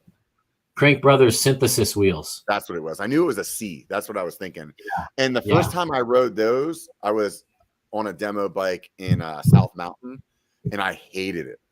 Like for me, my size, it made that front wheel feel like spaghetti. And especially like whenever I was coming over something real techy, and that front wheel, I was riding a 29er as well, which is already more flexy than a 27.5. Yeah. And it would just like, it felt like I felt like this thing's going to snap, like it's going to pop, like I'm pushing on a balloon against like a bed of pins, Yeah. Well, I think you highlight a huge point, and why reviewers should not just say this is good or this is bad. It really depends on the weight of the rider, on how hard they're pushing it, on what their terrain is like. And so when I see those disgusting clickbait titles on YouTube, is this the best bike ever? ? And they get all the clicks, but it really bugs me for people to, and consumers want that. They just tell me which one's the best and I'll buy it. And the answer is it really depends. It's kind of like, who's the best potential mate you could marry? It better be different for everyone, because we all want something a little different, right? And what my dream girl is not other people's dream girl. So it's really, and we should all take it with a grain of salt. Yeah, it's really hard. I think, wrapping back around to something that we started at the beginning, is like really hard to give advice because it's really subjective. And, what type of riding you like or where you ride. And it's like suspension, for example. Right now, I have this new fork from EXT on my bike, and it's a high performance fork. It is expensive, like really freaking expensive, right? Yeah, like $2,000, right? Yeah, but if you're going to go and like, I'm trying to think of, if most of the trails where you live are intermediate and that's what you ride, like this is not the fork for you. It is not going to make it better. Like this fork, it wants to be like getting the crap beat out of it, Yes. and that's when it shines, you It's a know, race. Yeah. Yeah. And if you put that like on a bike compared to somebody that's used to riding like a super squishy Fox, like they're going to be pissed that they went out and bought all that, like spent all that money on that thing, you know? Totally. You bring up a great point. I've got in my consultation service, a lot of people, and part of my service, I know I'm plugging this hard. I'm sorry. Yeah, go for it, man. Do your thing. It's my business. This is how I make money, and money's tight right now. So the more people that sign up on PayPal, thank you. But a part of my service is people will buy a frame and say, okay, now what part should I put on this? Full suspension or not? You know, you've ridden a lot of different forks and wheels and all this. What would you do? And so I help them with that. And it's funny the attitudes you see come out. Like people, I say, get a Pike Select. Well, I found a Pike Ultimate for 200 more. Should I just get that? It's the better Pike. And I'll say, have you ever changed volume spacers? No. Do you ever mess with the knobs? Have you learned how to dial in rebound? No. Do you know the difference between high speed and low speed compression? Not really. Then the Ultimate is just going to mess you up more than it's going to help you. Most people, you know, these people that aren't fine tuning, the more knobs and things it has on it, I think the more potential the average Joe who doesn't know how to set up suspension, the more potential for failure they have. One of my favorite forks is a Fox Stepcast 34 Performance with the old grip damper, and there's one compression lever and it's just a dial and you just sweep it, and it's always decent no matter where that thing is. And that's what most people need, is a pretty good setup. But if you're like you and you can really tune it and you know what your trails need and you can push it hard and charge, then yeah, those extra damping settings really come out. And so my advice is always, it depends on the person, instead of me just being like, oh, Pike's amazing, everyone should get a Pike Ultimate, because not everyone. Yeah, I'm just now getting to the skill set and also the like knowledge of suspension to be even able to know what's wrong. You know what I mean? Where I'm like in the past, I would just go down some chunky trail and be like, man, I was all jacked up. My line wasn't good today. I didn't know that, like, oh, my high speed compression was like way too high. That's why I was like pogoing all over the place. You know, I didn't know. I just freaking was like, I screwed that up. Maybe next time I'll do better, you know? And that's not normal. Yeah. And maybe next time I rode that trail, I hadn't checked my air pressure in my fork in 6 months, so it was lower, and then it was like that's what made it better, you know? Totally. And I think that's harder on a full suspension, because I think that's even harder to tune in a full suspension, because it's hard to know which shock, if it's the shock or the fork that's making it behave that way. And I struggle. It probably takes me a month to dial in my full suspensions, where on my hardtails I can dial them in one ride. But it's just kind of how they react to each other. It makes it a little bit trickier and I set my forks up differently on my full suspensions than on my hardtails. It's totally a different beast. It's almost a different sport. Yeah. I think I also I don't prefer my fork to feel the way that most people would assume it should for a guy my size. If anything, like I like the front of it to be really like kind of a little bit like too loose. You know what I mean? Like the first part of the suspension, and then like that mid and bottom to like really ramp up. And I think if I was to give my fork to most people, they would set my pressure and stuff really high because how much I weigh. And that front end is just like too harsh then for like the small bump stuff. And it's just interesting. I mean, but that's personal preference stuff. And the only way that you're going to understand that is really like you have to like be willing to mess around with it. And you really just have to go out and like actually be paying attention to it. Like you can't just go ride your bike and be like, oh yeah, my suspension was good. No, it's like you have to leave with the sole purpose of, I'm going to try to figure this out. I'm going to do this. Like, here's a great place to be sessioning something, you know, like go down this run and then move it 2 clicks over and then go down the run again. And then, you know, then argue with yourself if it was better because you did it a second time or it was the suspension, and then do it again, you know, and you'll start to notice that stuff. Totally. People should more. Suspension's been like a dark hole of Pandora's box to me for a long time. And I would imagine that it's like that for a lot of people, because it's just, like you said, all those switches and knobs. What the hell is all that shit doing? I don't know. I just want to get on the bike and ride, right? You know, that's what most people want to do. And I will put a caveat. It's got to be at least air adjustable. Like if it's just a $1,500 to $1,200 hardtail, because you're like, it does matter. You'd still need a good suspension fork, but if you can't adjust air and compression and rebound, that's a whole nother discussion. We're assuming every fork at least has those 3 adjustments. Yeah, definitely. So yeah, it's definitely something that takes a long time to learn, and it's intimidating. You know, it's really intimidating. You do all your own maintenance. I mean, obviously you're building your bikes and stuff like that. So like pulling a fork apart and doing service on it, something no brainer for you. Yeah, I worked in a shop in college. That gave me the confidence, and I've got a full service shop that is just for me in my backyard, and it's wonderful. But yeah, I'll build wheels. I'll rebuild forks. I don't bleed the dampers. I'll send it out for that. But yeah, I do all my own maintenance, and I think there's power in that too. Mm-hmm. And a lot of people, you're going to get stuck on the trail one day and something's going to break. And if you don't know how your derailleur cable works, then when it stretches or snaps or whatever, you're kind of walking out. And so I think everyone should have at least a basic understanding of their bike. But everyone's different. Yeah, there's certain things for me I just don't have the personality for. Like a buddy of mine that runs Project 321, the hub company.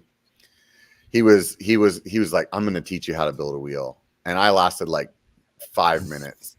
If I say 5 minutes, it was probably like 2, you know, and it was just like, I do not have the patience for this. Like, this is just annoying to me. I am more irritated than I'm like finding solace in this, you know? And so like something like building wheels, I'm like, I'll pay somebody to do that. And I would like to be able to do some of the stuff on my suspension though, because at the end of the day, I'm a cheap guy. Like, and I don't like spending money. You know, there's definitely like expertise for guys that really know how to do that stuff. And some of those tools are like, it doesn't make sense to go, you know, buy the nitro charger or whatever, you know, but I would really like to be able to like not have any kind of fear about like popping that open and you know, doing a basic service and stuff. Just do it. You got it. Follow a YouTube video. You can do it. Yeah. It's pretty rewarding, but it is a little scary because you're in there and there's oil everywhere and you're afraid you're going to mess it up. You're not going to mess it up. You'll be fine. Yeah. Yeah. Usually with most things like that, once you do it, you know, like then you're fine. You know, it's just like, and I mean, back in the day, I used to ride a lefty and there was a point where I was like changing a spring on that and didn't have the right tool. And I brought that thing to the shop in pieces, man. And they were like, all right, well, as long as all the pieces are in the box, they'll take care of you. So, and so there's always that, you know, that's always an option, but man, that's like the walk of shame, right? Coming in there, trying to get something put back together. Well, if they're a good shop, they'll applaud you for trying. Yeah, definitely. Right. What do you enjoy most about your channel where it is now? I love connecting with people and hearing from people. I love the consultation part. I love that. And I love people writing back saying, thank you for working with me. It's been a month. You encouraged me to get such and such bike. It's my favorite bike by far. I'm selling my full suspension. And I'm not, it sounds like I'm out there to hate on all full suspensions. I'm not. I got 3 of them and I'm trying to buy another one now. I just rode that new Reeb SST. That thing's insane. Anyway, enough about that. But my favorite part is just connecting with people and hearing people reconnect with the joy of riding and people saying, hey, I've watched your channel. You encouraged me to put away the Strava and stop like trying to count calories and take this roadie perspective and just start enjoying riding again. thank you. I enjoy it all over again. And that's the most rewarding thing ever. Yeah. Yeah. Do you think that Steve from 75 episodes ago would have thought that this is where you would be? It's where I want it to be. I'd love to hit that 100,000 one day and get that special YouTube plaque. That will make me feel like I made it. And I think we're on track to go there. But I don't know I don't know what the next 10 years look like. My body's going to start falling apart. That's part of why I ride full suspensions. I feel it too, especially in Sedona, riding hardtails all the time. So a lot of you guys will see me on a full suspension when we're here in Sedona, because when I'm not working, when I'm not reviewing a hardtail, when I'm not reviewing wheels or something, sometimes my body just needs a break. And it's interesting that full suspensions are kind of my escape, because hardtails have become my work. And so I still love a great hardtail ride, but here in Sedona, it punishes the body.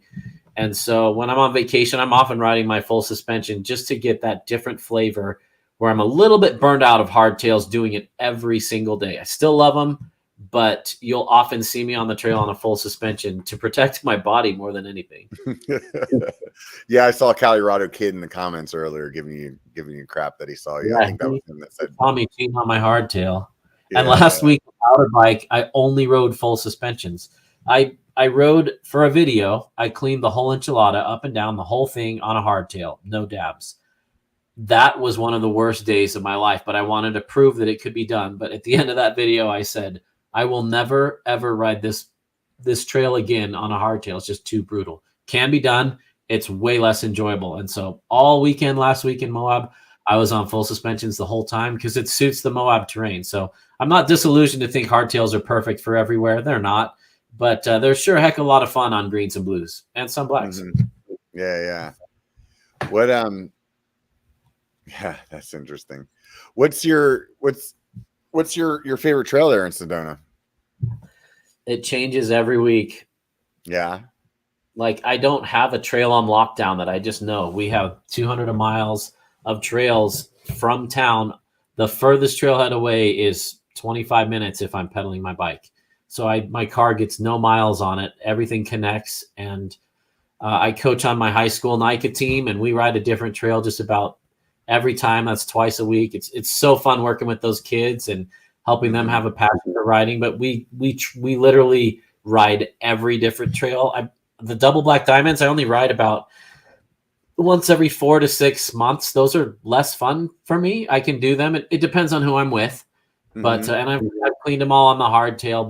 But lately, more challenging trails are not usually more exciting, even though they get more views on YouTube and they're the things that people want to see. So sometimes I'll just go for an easy 4-hour pedal on green stuff and just put the headphones on and reconnect with nature and zone out and have that Zen moment. And we don't tell that story well enough as YouTubers. We tell the shred it, we tell the jumps, because we want to prove our legitimacy.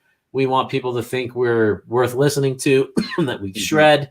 But there's this whole category that is bigger than we think. And I see it because I'm on the hardtail side of things. But there's this whole group of people who don't shred. And by having someone be a champion of the hardtail on Hardtail Party, they're able to say, finally, I feel like someone gets it and just enjoys the love of riding on a green trail, and there's nothing wrong with that. So I've been enjoying a lot of that lately. Yeah. I was honestly thinking about the last time that I was in Sedona. I was like, I think next time I come, I need to like not do the big trails, just because some of them aren't there. Like, I've ridden them enough times that like the excitement of them is not as exciting as it was. And I'd like to go get some of the, more of the adventure kind of ride in or something like that, like the very first time I ever came there and went down like Slim Shady, I just remember thinking, awesome. Yeah, just thinking that was like the most fun trail ever. And now I'm like, I go down it and I'm like, yeah, like I'm here, and that sucks. That sucks that it feels that way. So it's like, I want to, maybe not ride it for a couple years. Then I can ride it again and be excited, Why do you think it feels that way? I think there's a couple of things. I think it has to do with partially like my skill set getting better, so and then there's always like the way that you remember a trail is better than, not better, it's like maybe more exciting than it is, and because you're especially because you're like remembering it when maybe it's like the first time you've ridden a trail, like the first time you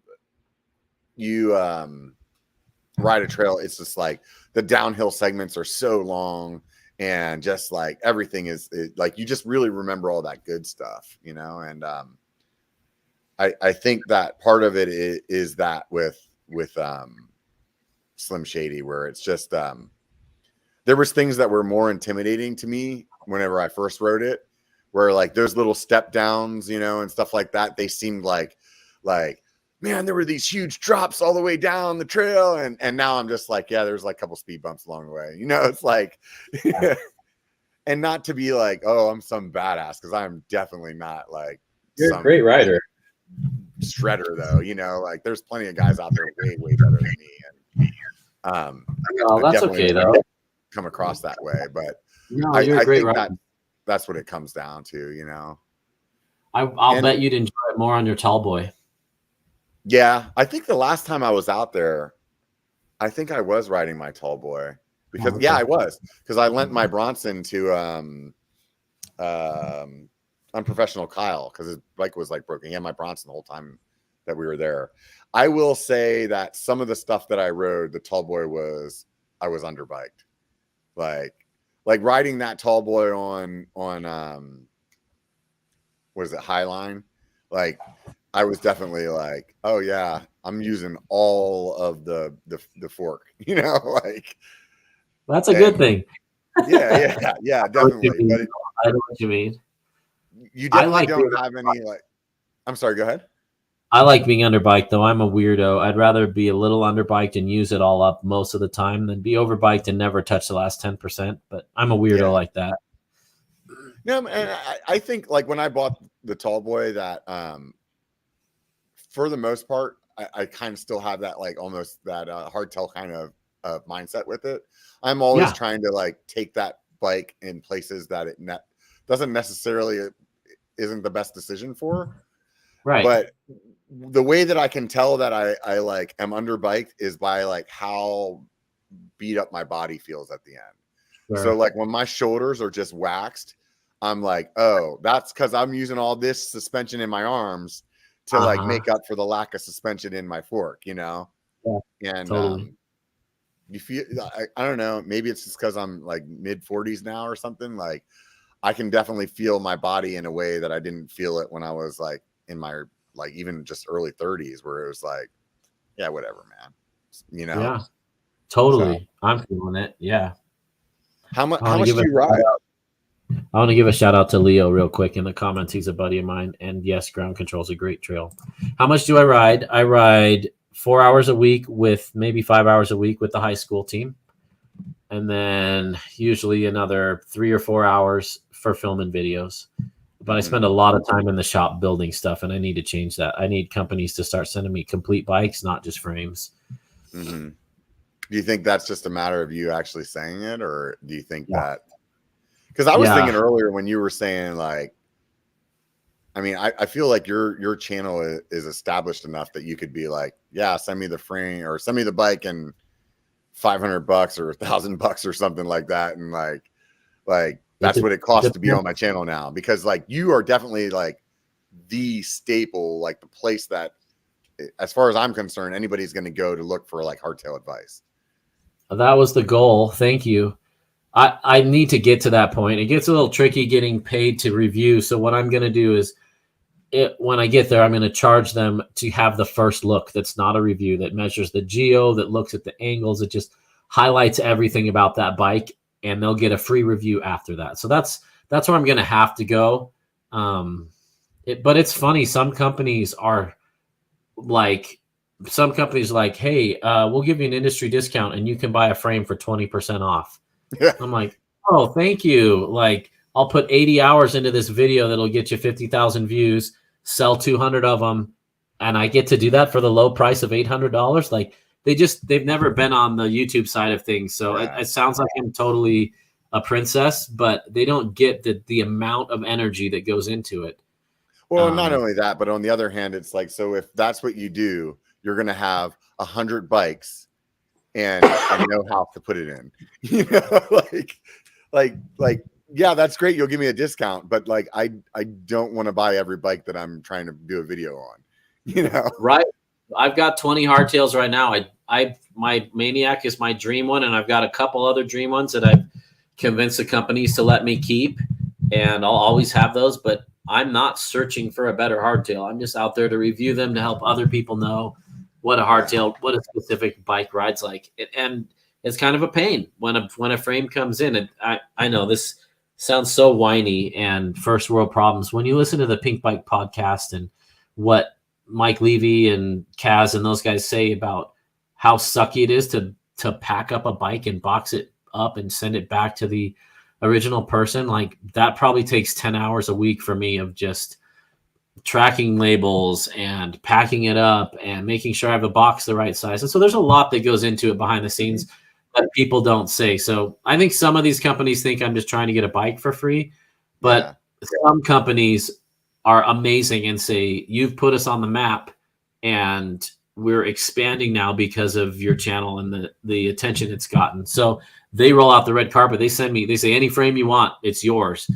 And I usually don't take them up on that because I have so many frames right now, but some companies totally get it. And some like Giant, impossible to get a frame from. Canyon, impossible to get a frame from. Gorilla Gravity took like 2 years to get their frame in, but I finally got it. And so some companies, a lot of their social media people are kind of living in a van. They might be in the bike world. They might not. Some of them are really good and really tuned in. And some of them are just kind of lazy and not really engaged and kind of give you 30 seconds of their time. And it's their loss. So, but it is real. It looks good from the outside. And I have a lot of great companies that partner with me, but there are so many companies I can't get on the channel unless I buy it. And if I'm lucky, a video that I spend 30 hours on will generate $40 in ad revenue. So that's $1.50 an hour. That's just not worth my time at that point. Yeah. A lot of people don't realize that, channels that are at our size aren't like rolling in the money, and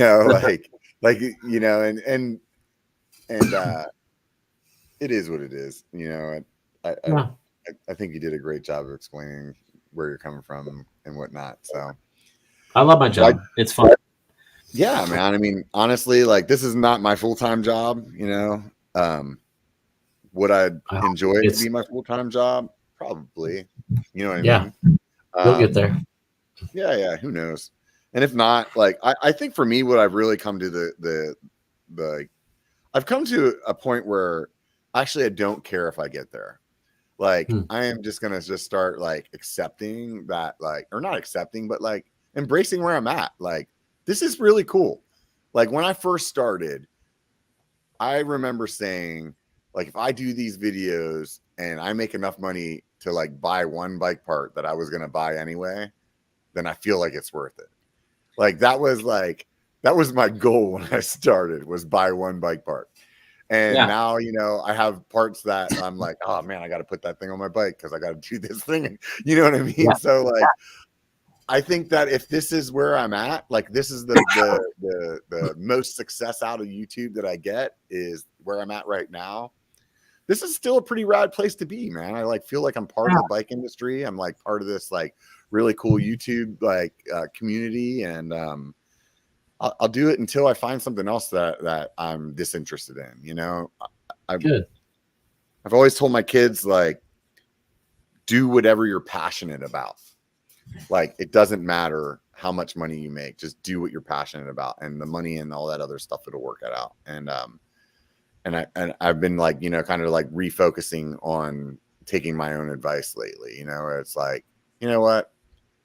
I would love to have that freaking stupid plaque too, man. For whatever reason, that stupid plaque makes you feel like you made it somewhere or something, And but on the other hand, whatever. if it doesn't Right. happen. Like, dude, I go out on the trails and like all kinds of people know who I am, and Good. you know, like that's crazy. Like, you know, it's in Pennsylvania, and my uncle that I was riding with was like, yeah, some guy I was riding with the other day recognized your sticker, and I'm like, really?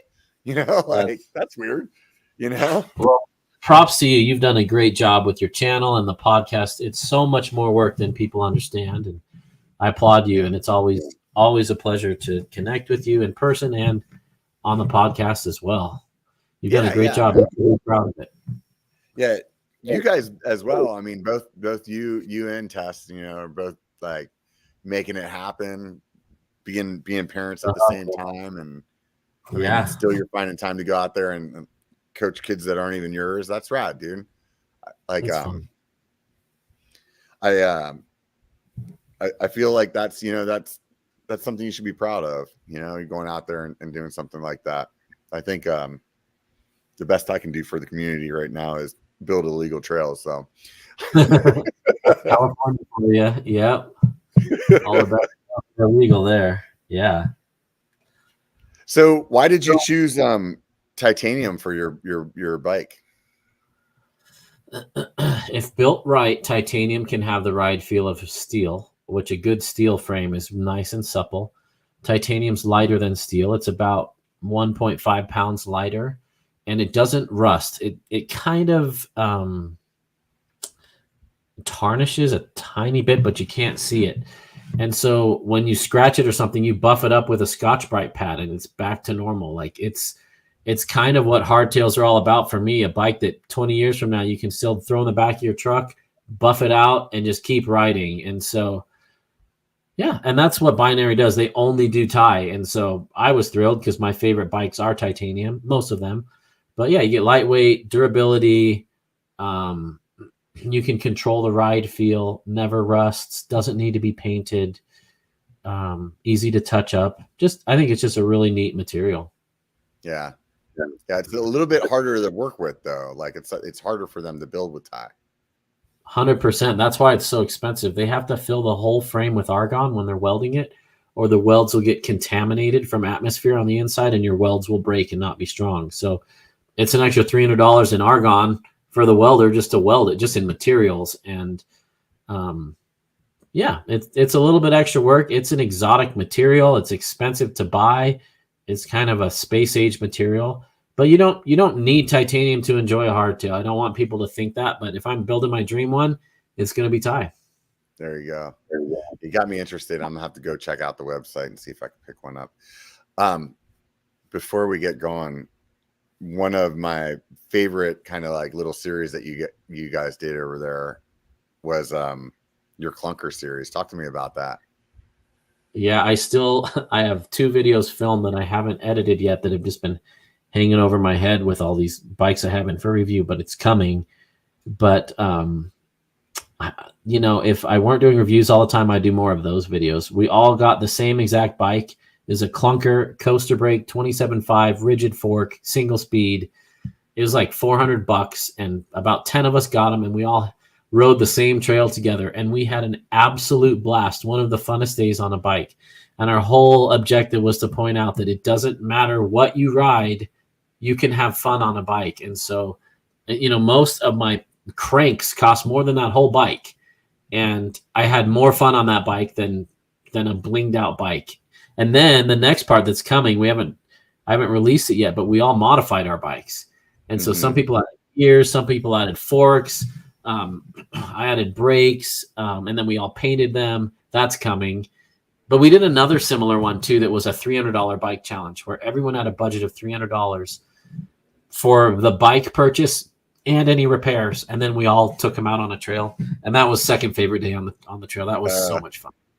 That sounds like a riot. That Clunker, just I remember when you had talked about it on your channel, and I actually want to go buy one because I have, and I don't even know if like it's a great video or not, but I really want to buy that Clunker and go ride the repack trail in Marin County that like kind of started mountain biking, and just see, like, I feel like I'm a pretty good rider, and then just see what my time is first time, and just like where does that stack up compared to like what these guys were doing in like garden gloves and and obviously they've ridden the trail a million times, right? So but I thought that would be like a really fun like experience to like get some people together, kind of like what you were doing, where originally I was thinking like get a bunch of people to go out there and ride it and then donate all the bikes or something like that to something, like that would be really cool. So that's it's a terrible bike and coaster brakes are terrible. Don't tell my friend Shell Money at Money Bikes. He's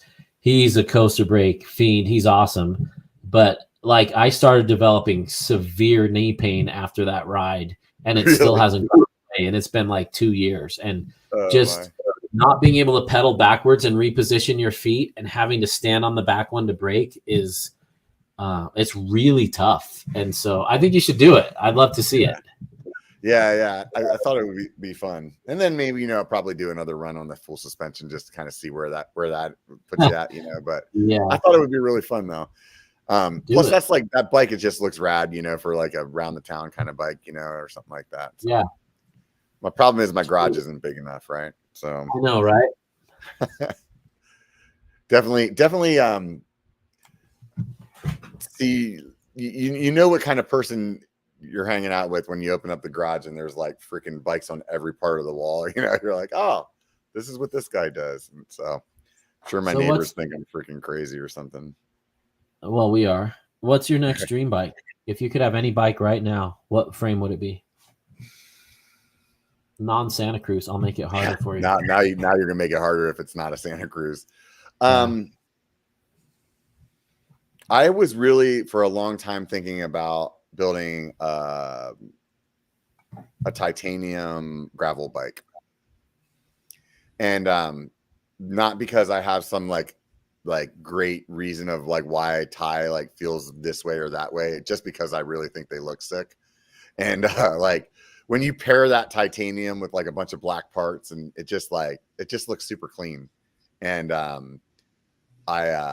don't really care for the gravel bike that I have, so I've been wanting to build a new one or buy a new one. And so I'm either like that's probably the bike that I'm like really interested in to like change, just because I mean if I was going to buy another bike tomorrow, it'd probably be the new Bronson, but that would be that gravel bike would be the one that I'd be really kind of interested in. But you honestly, I'm not lying to you, really kind of sparked my interest about the single speed thing. You like got it back in my head, because that was one of the main reasons that I bought the Chameleon. And I think that I would like, I don't know, I think that would be fun to pick up something that I could build into a single speed, or kind of have another hardtail in the mix again. So you said you're sliding dropouts on your frame? Yeah, I wanted to be able to run single speed. At first, I wanted a belt drive, but I've had some bad experiences with belt drive, so it's not belt drive compatible. But yeah, sliding dropouts. The trick to single speed is there's a couple tricks. First, you need to have friends that have them too, or you're not going to have fun because you're going to be way ahead of them on the climbs. You will climb faster and you will set more PRs with that bike, because on the down, you're coasting anyway, so it doesn't slow you down at all on the downs. And on the ups, you're pushing your heart rate so hard that you are flying up stuff. Second tip is don't go too hard on your gearing. Everyone wants to be macho and run like a 32-18. I recommend starting out, depending on where you live, like a 32 in the front and like a 20 or 21 or maybe even a 22 in the back. Cogs are like $30. It's such a simple thing. And the third thing is give it 2 weeks, because your fitness, no matter how fit you are on a gravel bike or road bike or mountain bike, it's a totally different type of fitness. And your first ride on a single speed will not be fun, but your fourth or fifth will. And you're just gonna be like, this makes me feel like a kid. It makes you feel like you're in the ET movie, just riding your bike around, and you've forgotten about all the bling stuff and the Strava, and you're just feeling like a kid again with a simple, quiet bike. Yeah. I have a single speed road bike that's what I rode for the longest time. And